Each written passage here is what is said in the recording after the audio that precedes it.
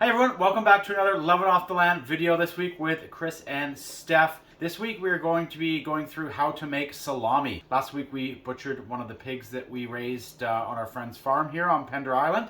And one of the things we always love to do is make some cured meats. So over the next couple of weeks here, we're going to be going through how to make a prosciutto, how to make sausage, and a really easy one that we love to do, how to make homemade salami. So we've got a bunch of our pork trim here. You generally want it about 25% fat or lard that's going into this mix. The pig that we had was raised over the winter, so it was a little bit leaner. It's definitely going to be a little bit of a leaner salami for us than we normally do, but we're going to give it a go anyways. There are a couple ways that you can do it. You are able to chop the pork if you'd like to do it that way. You just need to make sure you chop it small enough so you're not getting too big of chunks in there. For us, we have a meat grinder, so we really like to do it that way, so that's how we're going to do it. So we've had this pork in the freezer. They're kind of cut into 1-inch cubes. They've been in there for about half an hour, 45 minutes. So you just want it so it's got a bit of a firmness to it. You don't want them totally frozen, but just firming that up is going to help it go through the meat grinder. Another thing too, we'll show you in a bit, we have a number of different kind of outputs for our meat grinder. You don't want it coming out too fine, so ones with bigger holes on there, just so we have a little bit more of a coarse salami, and you don't want it kind of ground down as much as you would kind of ground pork. Also, you want to make sure you cut your own pork at home. So if you want to get a pork butt or pieces of pork from your grocer, if you're not butchering your own pigs, but don't buy ground pork from the store and then do it. There's more of a chance that that's already going to have bacteria and things in it as well. So first step is we're just going to grind this down, and then we'll go through steps that what we're going to add to it, as well as stuffing our sausage casings, and show you the whole process. So let's get to it.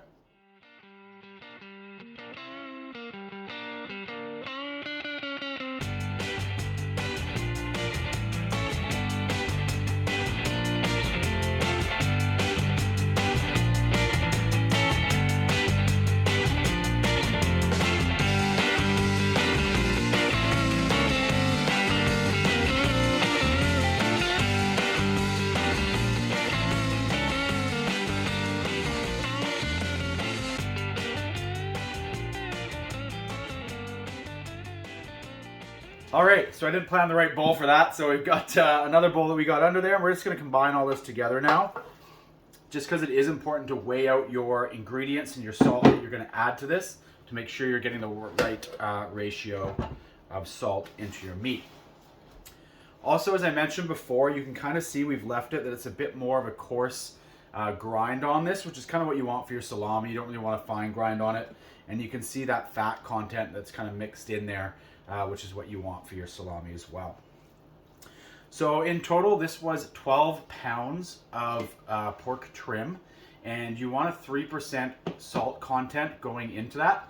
So we've weighed that out here, and you want to add this in and mix it in as well as you can. You don't want any kind of clumps of salt in there. So we're really going to spend a good amount of time mixing in this salt into this pork. So again, 3% weight of what your pork weighs, you want in salt content going in there as well.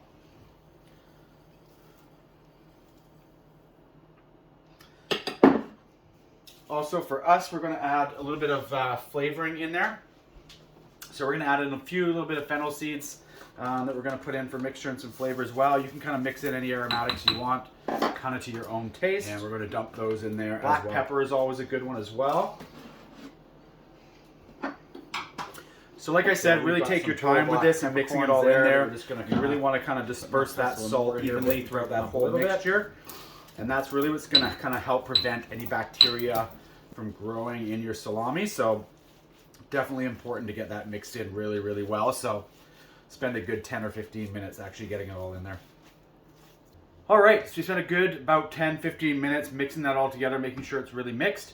And this time we also went and actually bought some proper salami casings online. So we'll put a link down in the description to where those are. If you're checking it out while you're down there, please help us out and hit like and subscribe on our channel, and check out some of our other videos of our year challenge to live off the land and only eat what we can catch, grow, harvest, or raise. So these casings here we ordered online. We've soaked them in cold water for about 10 minutes just so they're a little bit more pliable. And now we're just going to start stuffing our sausage. You can use smaller casings or natural casings and just kind of have thinner salami if you want. That's totally fine as well. And you can use a sausage stuffer for those. But for us, we're just going to put this in here And the most important thing is to pack this as tightly as you can and not have any air in it. We are going to go through after and just pinprick any kind of air holes to get all of that out of there. But as you're stuffing it, try and pack it nice and tight. You want it really firm and with as little air pockets in there as possible.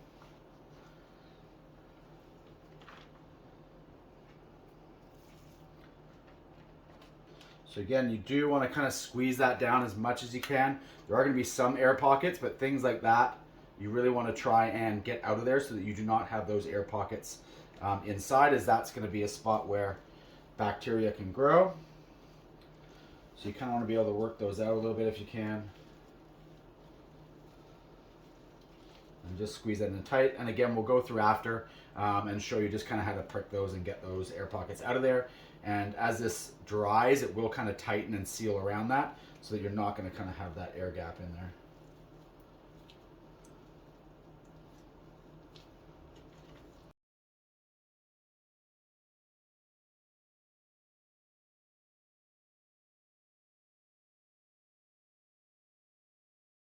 So once you kind of got it to the point that you want it, you just kind of want to get any meat off the inside there. And we're also going to take it over to the sink and just rinse the outside for anything that we've got kind of there. But you want to get that as pushed down as much as you can. And once we've got that tied off, we're going to give it a bit of a roll. Just to make sure you kind of see the bottom's a little bit bigger. Just so we're getting a nice even cylinder. So it's going to age the same way. And then we're going to do our pricking to get all those extra air gaps that are out of there. So we're just going to tie this off at the top here.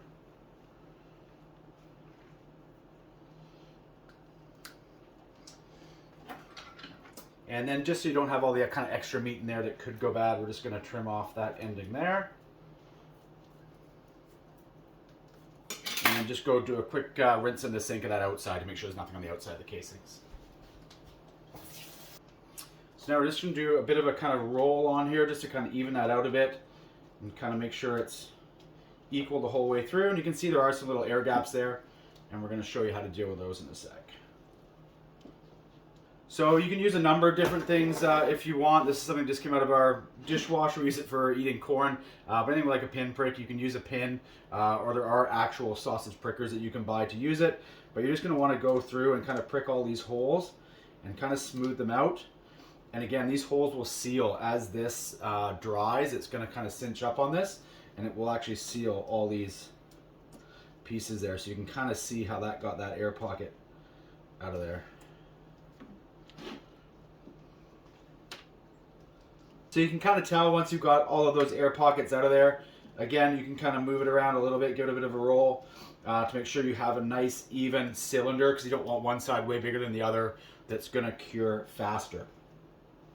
So that looks pretty good. I can't see any more air pockets left in there. Seeing it the first time, you'd be kind of worried that they're going to be stuck in there, but you can see those come out nicely. And again, as this casing dries and as this starts to ferment and dry out, it will kind of shrink and close all those holes that we just pricked in it as well. So the last important thing is that we're going to put a label on each one of these. We want to end up with these being 30% of their final weight. So we are going to weigh this one, and we'll just go through one example here. 4.13 pounds. And we'll put the date on there just as well so we know what date we started at. We'll do the conversion, and all you want to do is take that, times it by 0.7. So that means you will have lost 30% of the total weight. So times that by 0.7. That will give you your finishing weight, and in a couple weeks you can start weighing this to see how much it's coming down. Once it hits that 0.7 part, you know you've kind of hit your target. And you can leave it for longer if you like a little bit of a firmer salami, but you definitely want a minimum of 30% weight loss from doing this. So we'll get that tag on there. We're just going to give this a wipe down with a paper towel, just get any moisture off the outside or any kind of little bits of pork that may be on there so there's no contaminants on the outside. And then we are going to take this and hang it at room temperature for 24 hours. So it does not go directly into a cool place or into a fridge. You want that fermentation process to start.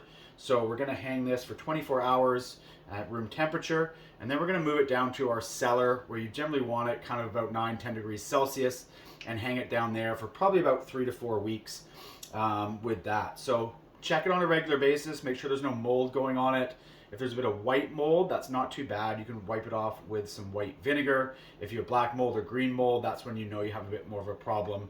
And there were some contaminants that got into your salami or contaminants on where you are hanging it. Check it on a regular basis. If you find that it's really settling down in your casing, you can always switch it and hang it upside down the other way after a day or two, just to try and kind of keep that balanced as well. And we're just going to finish off our next one here and get these hanging, and then we'll actually come back and show you a salami that we made a little while ago and show you what that looks like. So this is one that we actually did about a year ago and did it a little bit differently too. So there are a number of different ways you could do salami. With this, we actually just kind of formed them into rolls as tight as we could, wrap them with cheesecloth and then hug them. We also put chili flakes in these ones as well. So let's take them out and give them a go.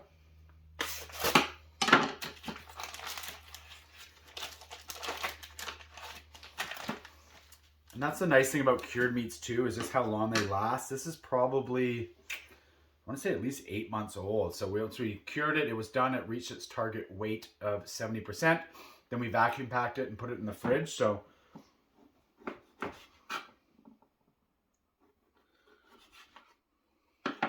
you can kind of see that's a nice, good looking piece of salami. So not as big as these ones. These ones are going to take longer to hang. So again, it's all about target weight. So these may take 5-6 weeks hanging, whereas this smaller one took a lot less. But yeah, it's all about that target weight. So make sure you're hitting your 70% target weight. So you've lost 30%. That's the key. I'm going to enjoy this piece of salami. We're going to hang these, and we hope you found that interesting. Definitely check out some of our other videos of how we live off the land, and we'll see you next week for another video.